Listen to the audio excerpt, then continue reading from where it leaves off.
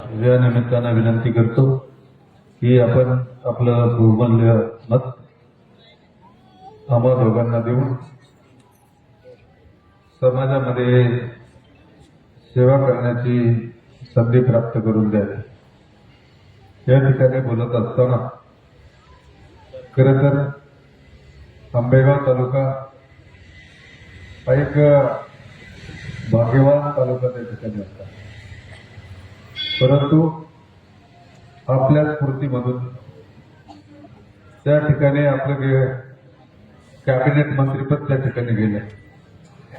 Cabinet मंत्रीपद हे नामदार दिलीपरावजी वळसे पाटील हे कॅबिनेट एकटे कॅबिनेट नव्हते, तर हा आंबेगाव तालुका त्या ठिकाणी कॅबिनेट होता। आपण ज्या पद्धतीनं विधानसभेमध्ये 1500 मताचं लीड आपल्याला त्या ठिकाणी मिळालं आणि कोणत्या तोंडानं मंत्रिपद मागावं अशी भूमिका या आंबेगाव तालुक्यामध्ये निर्माण झाली। दादांनी 15 वर्ष शिरूर लोकसभा मतदारसंघाचं त्या ठिकाणी नेतृत्व केलं। हे नेतृत्व करत असताना आपल्या परिसराला विकसित करण्याचं काम आणि न्याय देण्याचं काम करत बाबांच्या हातून त्या ठिकाणी निश्चितपणे झालं। परंतु आज संपूर्ण पुणे जिल्हा म्हणायचा का आंबेगाव तालुक्यासारखी हुशार माणसं या ठिकाणी मिळणार नाही।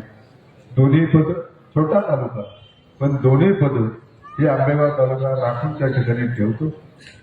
परंतु काही दृष्टांची दृष्ट त्या ठिकाणी लागली आणि आपल्याला नाही म्हटलं तरी या बाबतीमध्ये कमीपणा त्या ठिकाणी घ्यावा लागला।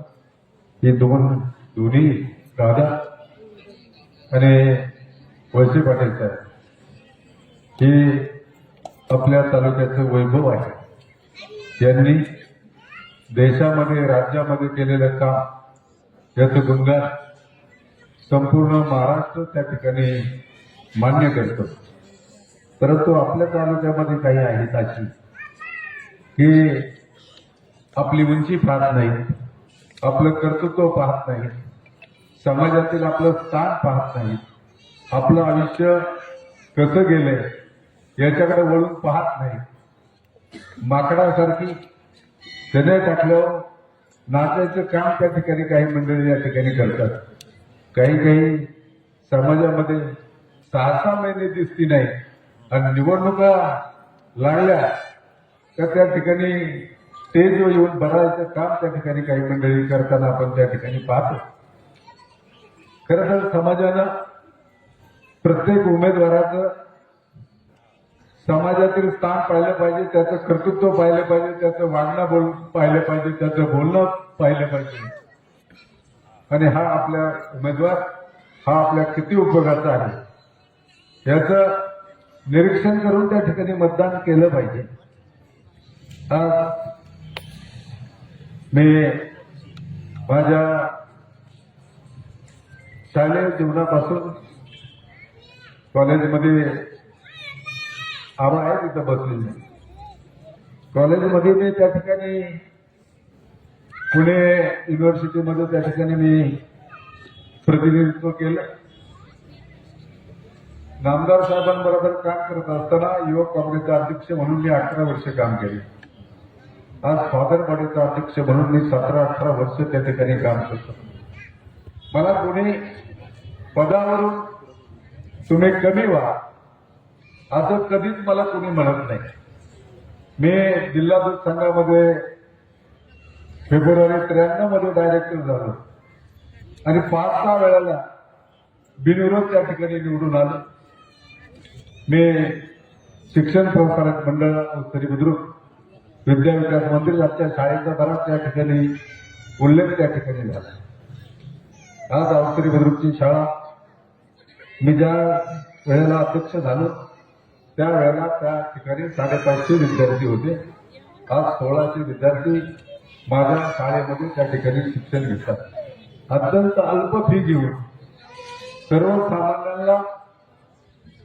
सर्वसामान्यांच्या घरातील मुलांना चांगले शिक्षण देण्याचं काम आम्ही त्या ठिकाणी करतो।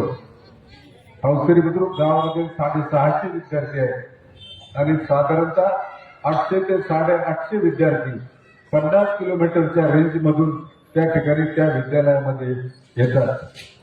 जिथं जिथं काम केलं तिथून तिथं मला कोणी हटवण्याचा प्रयत्न त्या ठिकाणी केला नाही.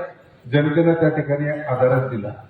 माझ्या गावचा विचार करत असताना गेले 35 वर्ष मग ती ग्रामपंचायत असेल, डेअरी असेल, सोसायटी असेल, ज्या ज्या संस्थापक संस्था असतील त्या सुद्धा माझ्या नेतृत्वाखाली अत्यंत प्रगतीपथावर त्या ठिकाणी काम करतायत.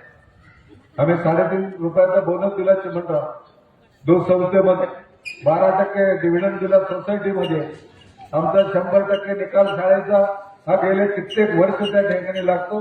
98 पॉईंट काहीतरी मार्क्स मिळून कोणताही प्रायव्हेट क्लास नसताना शाळेचे विद्यार्थी त्या ठिकाणी येतात आणि निम्म्यापेक्षा जास्त विद्यार्थी 240 विद्यार्थी बसले.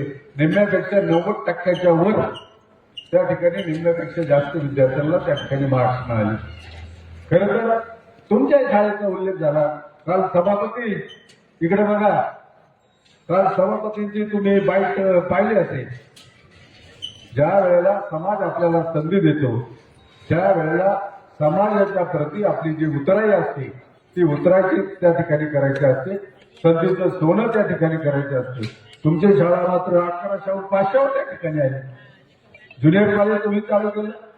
ज्युनियर कॉलेज सायन्सच्या आमच्याकडे ऍडमिशन साठी विद्यार्थी आम्हाला कट करावे लागतात आणि तुमच्याकडे त्या ठिकाणी शाळेला विद्यार्थी नाही म्हणून ज्युनियर कॉलेज आपलं बंद झालं. ह्या ज्या वेळेला गोष्टी आपण ज्या वेळेला काम करतो त्यावेळेला ते निष्ठेनं आणि प्रामाणिकपणे त्या ठिकाणी करणं आवश्यक आहे.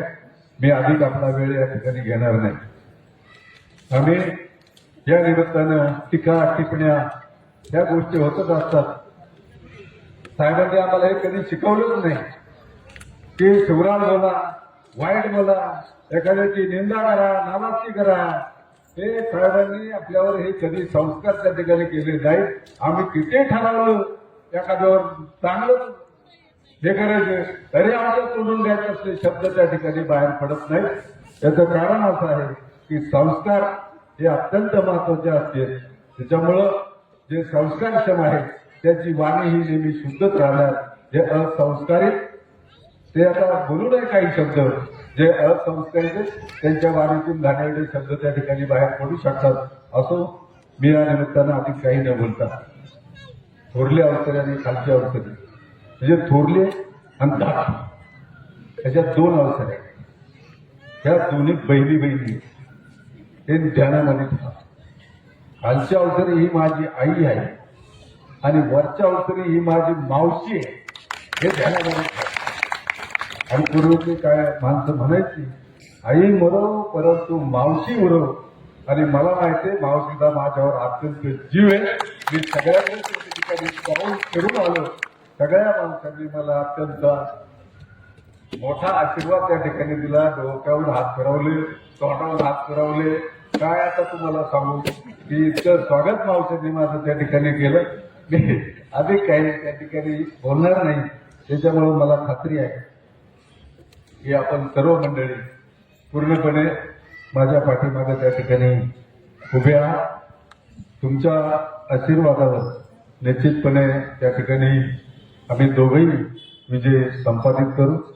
मी पुन्हा एकदा आपल्या सर्वांना विनंती करतो की आपण दिलेलं एकमत, त्या मताची उतराई विकासाच्या आणि आपल्याला सहकार्य करण्याच्या भावनेमधून मी निश्चितपणे त्याच्यामध्ये यशस्वी होईल. आपलं बहुमोल मत या ठिकाणी घड्याळासमोरील बटन दाबून आम्हाला द्यावं ही नम्र विनंती. धन्यवाद. जय हिंद, जय